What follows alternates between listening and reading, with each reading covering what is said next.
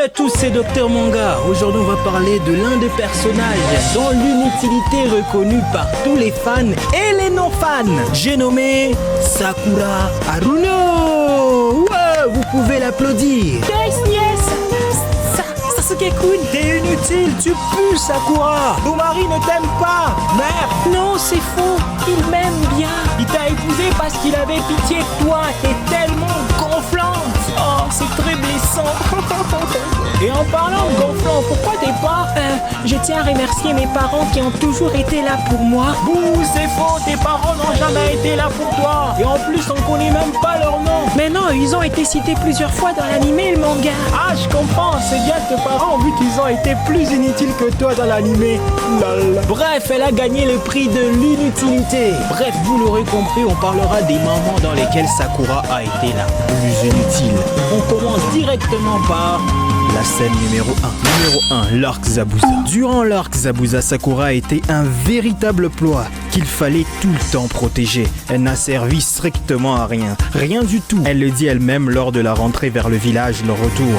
Et même Sasuke lui dit, au lieu de vouloir sortir avec moi, tu ferais mieux de t'entraîner. Déjà, je l'ai jamais vu faire de 2 doublements. C'est louche. Et le plus bizarre, c'est qu'elle n'a même pas de technique héréditaire. Elle est juste bizarrement normale. Et dans un monde de ninjas comme Naruto, être bizarre, c'est être normal. Pendant l'examen Chunin. Pendant l'examen Chunin préliminaire, qui est bien évidemment l'examen écrit pour commencer, elle n'a rien trouvé pour aider son équipe. Elle n'a même pas pensé à l'aider par rapport aux autres équipes qui étaient bien coordonnées. L'équipe Kuronai, l'équipe de Gai et j'en passe. Mais l'équipe Kakashi a été la plus nulle en coordination et en triche. Sérieusement, ils n'ont rien préparé du tout. Sakura a été nulle pas parce qu'elle n'a pas trouvé un moyen d'aider Naruto et Sasuke. Non, elle a été nulle parce qu'elle a voulu abandonner au tout début en levant la main à la place de Naruto. Avec comme excuse débile, oh je le fais pour le bien de l'équipe. N'importe quoi. Cette action était tellement bête et énervante. En plus, elle ne le faisait même pas sous pression. C'est juste qu'elle était faible et... voilà, elle est nulle en fait. Heureusement que Naruto a levé la main et qu'il a fait un super discours. Si Naruto n'avait pas bougé, ils allaient échouer l'examen Chunin à cause de Sakura. Et si c'était arrivé, je l'aurais haï à vie. À vie. Déjà, je la déteste déjà. Épreuve de l'examen Chunin dans la forêt de la mort. Le prof 2 de l'examen Chunin dans la forêt de la mort est l'arc le plus intéressant de l'anime, celui de récupérer le parchemin jour et nuit de l'équipe et des autres ninjas adverses, sans pour autant savoir quel parchemin ils détiennent. Et nous pouvons remarquer que c'était la première fois qu'ils ont pu rencontrer Orochimaru. Mais durant cet arc, Sakura a été inutile à 2 reprises. 2 reprises. La première fois, c'était avant l'attaque d'Orochimaru. Quand elle a reçu les attaques des ninjas du son qui sont venus, elle a été hyper inutile. Et la deuxième fois, c'était lors de l'attaque d'Orochimaru. Sakura a simplement été le plus gros poids de l'anime. Et peut-être même le plus gros poids de l'équipe 7. Je me demandais même à cette partie de l'anime si c'était vraiment une ninja. Je me suis dit, mais comment? C'est pas possible. Elle n'est pas censée être là.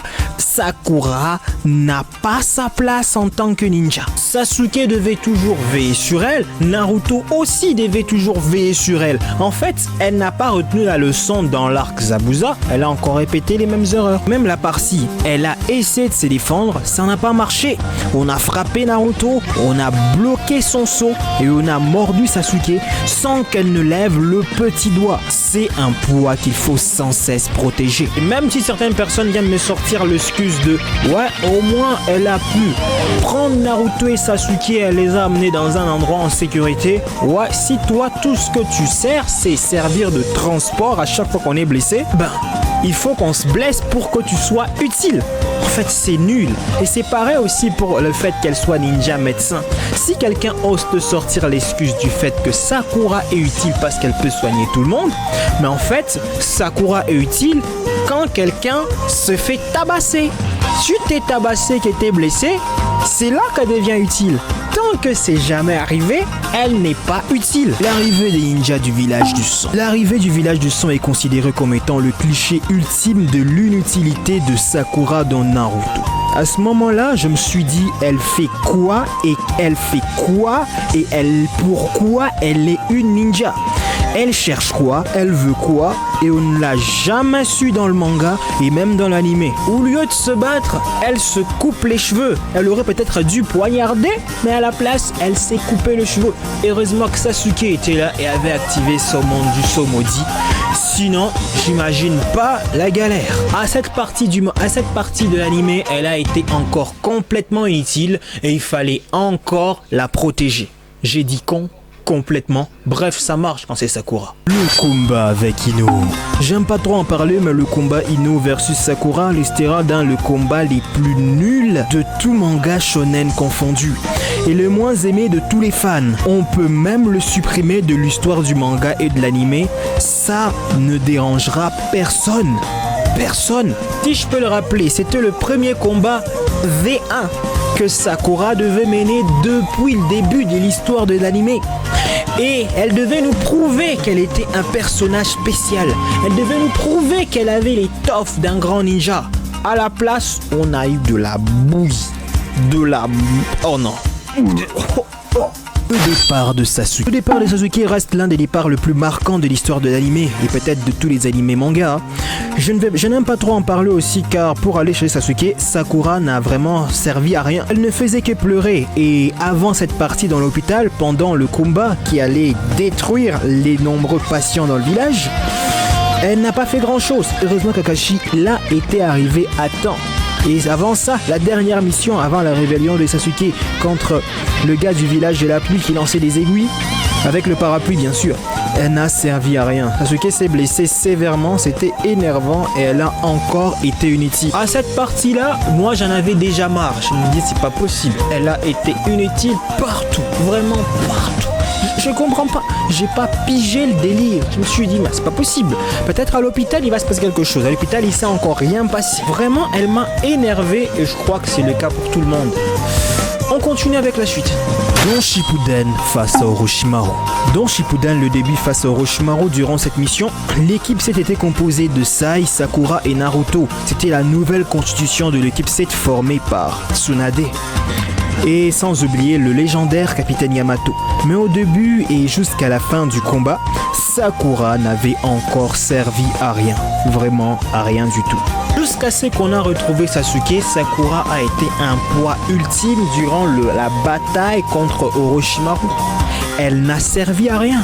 Elle a encore été un poids qu'il fallait tout le temps protéger. C'est pas possible. Heureusement que Sai n'a pas été comme Naruto. Il a laissé tomber de la falaise. C'était une scène incroyable. Chapeau Sai. Cette partie, elle était tellement marrante pour moi. Je me suis rendu compte de la crédibilité du personnage de Sai. Il venait vraiment des forces spéciales et vraiment de la racine de Danzo. Il a aucune émotion, aucun cœur. Il en avait rien à faire de Sakura, déjà qu'il l'a trouvé hyper moche.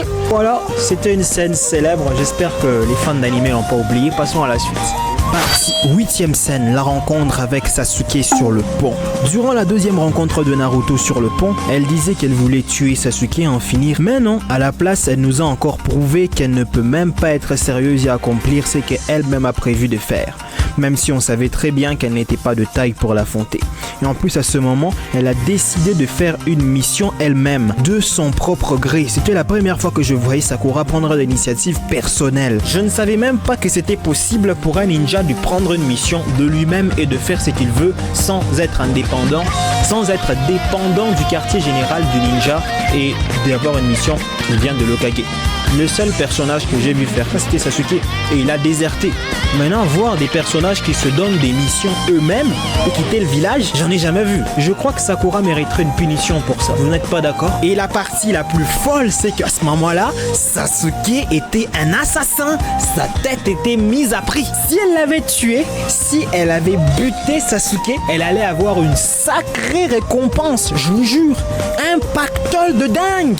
Et c'est d'où on retrouve la motivation motivation de Kakashi qui voulait à tout prix en finir avec Sasuke. Vous savez pourquoi? Le secret, c'était l'argent.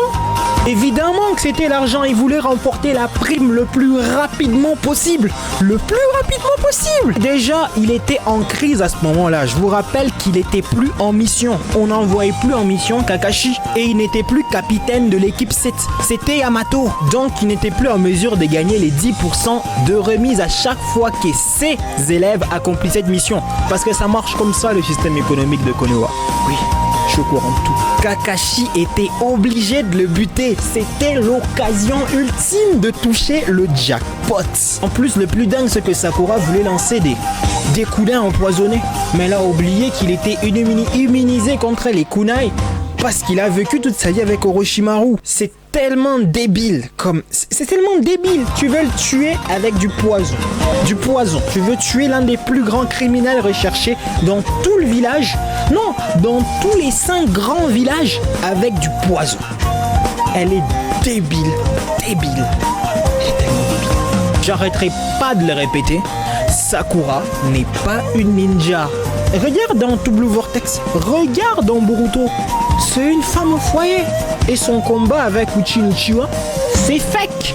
On sait tous que c'est fake. Oui, c'est fake. C'est n'importe quoi.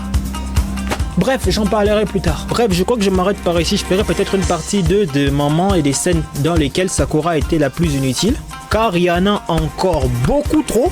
Sinon, je tiens à mentionner que Sakura a été utile parfois, mais ses actions utiles ont été inutiles par la suite. Elles ne servent absolument à rien. Oui, à rien. Et pour tous les fans qui supportaient Sakura, vous vivez dans le déni. Réveillez-vous. Elle est inutile. C'est un fait. Même Masashi le reconnaît. Ouais. En plus, je le dis, moi, le docteur Manga, j'ai examiné Sakura et je vous dis qu'elle a un gros problème. Yes. Sinon, n'oublie pas de liker et de t'abonner, de me dire ce que toi, tu en penses en commentaire. Yes.